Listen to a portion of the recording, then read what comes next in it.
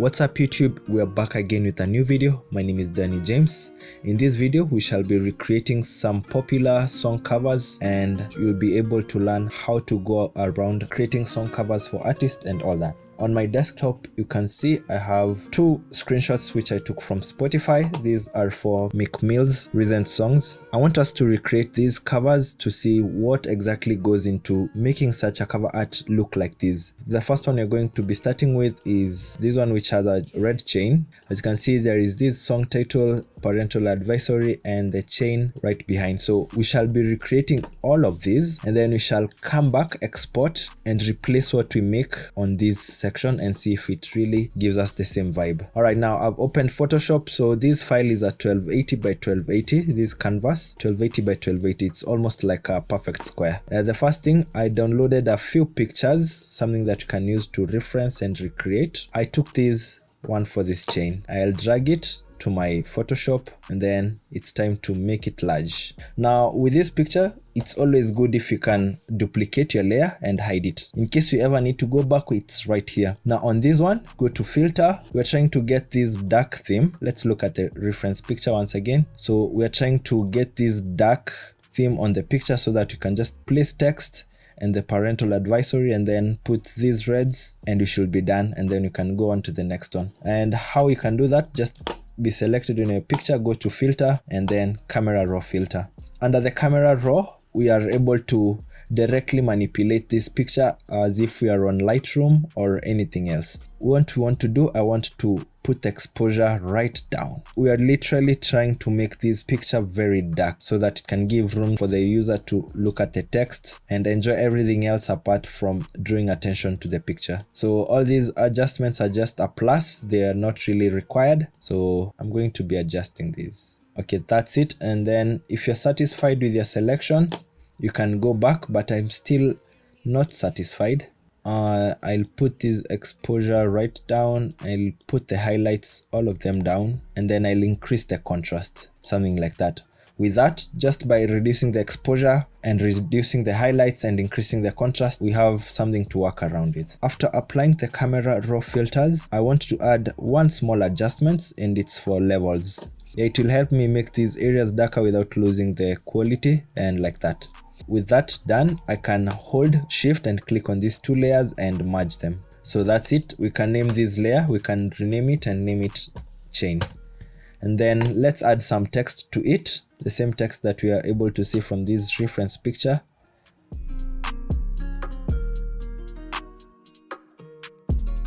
The first text, it actually looks perfect. Now let's create the text for the song name. Go back to your selection tool as soon as you're done doing that, and then you can also change the color so that we can have that red. That's quite okay, but let me change it just quite a bit. Yeah, now it's a good red.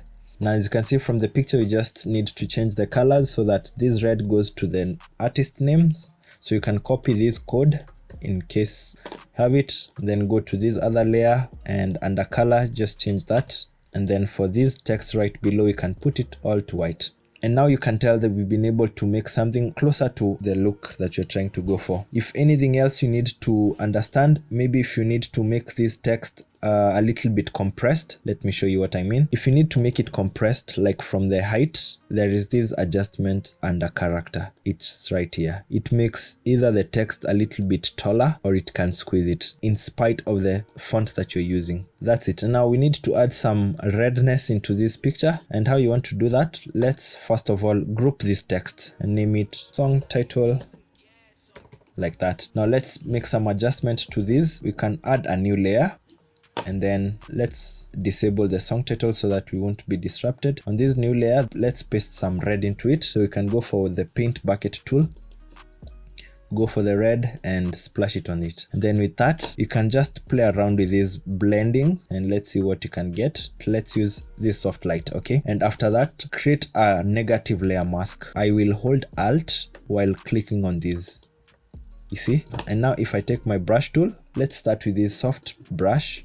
And you can reduce the flow and let's see what happens if we try to paint into it. Now we are painting on a black canvas, so we should set our foreground color to white. I'm pressing X to switch between these. And now just see what happens. We are able to paste the red into these. And even if we do the same thing on this top side, yeah, you can toy around with the float settings, the hardness, to see what colors you're able to introduce into the picture without really altering. Yeah, that's basically it. And with that, now we can add the parental advisory aesthetics. You can go on Google and search for parental advisory. There are so many options to download from. I'll use the one which I've already downloaded. So it's right here. I'll drag it.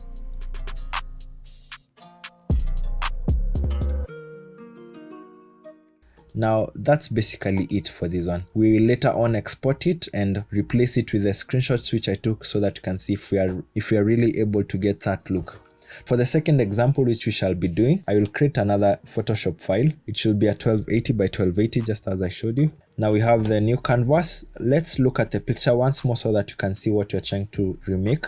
We are going to get two pictures of the same artist, and then we are going to try to replicate these texts and also add these more text right here. So I'll start by dragging two photos of the artist, this one and this one. I'll drag them into Photoshop like that. I'm using Shift to scale it down, and then I'll accept. I'll get this other one, scale it up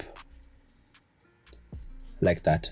And now we have, for these two pictures, let's make them a little bit big so that they can occupy almost half of this canvas. Yeah, like that. And then I'll push this picture. I'll take this one of the pictures. I'll push it right here.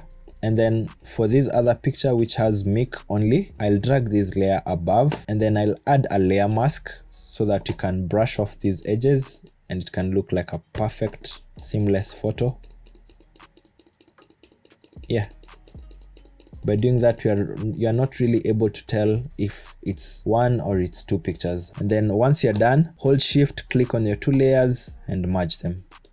Let's name these artists. Now I want us to add a few effects on these layers. For the first one, I'll go for these adjustments. It's levels. And then for the levels, as I've done before, it's just trying to reduce the colors and the brightness. And if we need to, we'll come back to it and adjust it. And the second adjustment we're going to be adding is a black and white mask. Now for this black and white, you just need to tune these colors and then bump them so that you can have these bright colors on the artists, just as in the picture, like that. And as you can see, simply we've been able to pull off that look. We can put them into one group, Ctrl G, and name this main photo. Now I want to add something else. I want to add, right after this white background, I'll add a new layer, a blank layer, and then I'll get my paint bucket tool, and then I'll get this black paint on it. The next thing I want to do, I want to change the fill so that you can get that grayish vibe that you saw in this picture, so that it's not really gray but somewhere there. The other thing, while on this layer, go to filter, noise, add noise. You can see we are getting some good noise on this picture. You can have a monochromatic or something else. This is really good. I'll hit OK. Now it's time to add the text layers that we saw from this picture. It's good if you can separate these two words so that you are able to work with them independently. So I'll delete the text which is right below, and then I'll create a new text layer, and then I'll give it the same thing. For the fonts, we are not going to be focusing very much on them because it's really dependent on your aesthetic and what you're actually looking for. So this is the reason now I'm able to align these two text layers independently, and I can now expand both of them at the same time. You see, I held Shift, clicked on both layers, and then I was able to adjust both of them at once. Let me redo that. I clicked on this layer, held Shift, click on this other layer, hit Ctrl T on my keyboard. Now I'm able to transform both layers at once. The other thing for this blue name, as you can see from our reference picture, there is some compression into it. That's why I showed you from the other example. You can go to your advanced controls and change these so that it's more like a square. And I'll also do the same for this other layer, something like that. That's basically it. I'll merge these layers, but then for me to merge them, since these are text layers, we need to rasterize both types and then merge the two of them. Song name. And then for the little bit of texture which you are able to see from this song, I've not really been able to figure out what it really is, but I'll drag a few textures so that you can play around with them, like this one. I'll drag this one right here to my Photoshop, I'll accept it, and then they are wrongly placed, so I place it right above the song name. And then I'll also change the blending mode to something else like multiply. As you can see, we are able to see this small difference. Let me zoom in. It changes from this to this. You can see this picture is affecting the entire layer, also this background right here. And how to mitigate that, just to right click on it and create a clipping mask. And now with that texture, you can see it gives a whole huge difference to this. Now let's add the artist names.